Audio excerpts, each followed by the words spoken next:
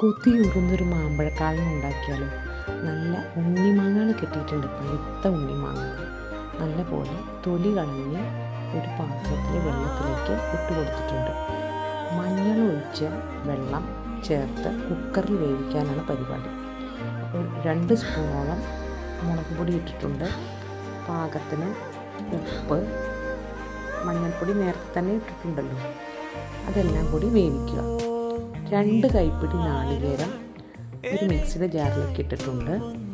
അതിലേക്ക് 2 പച്ചമുളക്, കുറച്ച് കറിവേപ്പില, 1 സ്പൂൺ ജീരകം എന്നിവയെല്ലാം ചേർത്ത് നല്ല പോലെ മഷി പോലെ അരച്ചെടുക്കുക.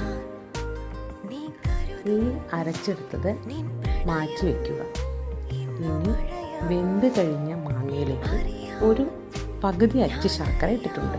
അത് നല്ലപോലെ പിടിക്കട്ടെ. അതിനുശേഷം മാത്രം മോരൊഴിക്കുക. എന്നിട്ട് മോരൊഴിച്ച് തിളപ്പിച്ചതിന് ശേഷം അതിലേക്ക് നമ്മുടെ അരച്ച കൂട്ട് ചേർത്ത് നന്നായി തിളച്ച് വരട്ടെ. നല്ലപോലെ തിളക്കട്ടെ. നല്ല സ്വർണ്ണ നിറത്തിലായിട്ടുണ്ട് ഇപ്പോൾ കറി. ഇനി കടുക്, മുളക്, കറിവേപ്പില എല്ലാം കൂടി വറുത്ത് നമ്മുടെ മാമ്പഴക്കാടനിലേക്ക് ചേർക്കണം.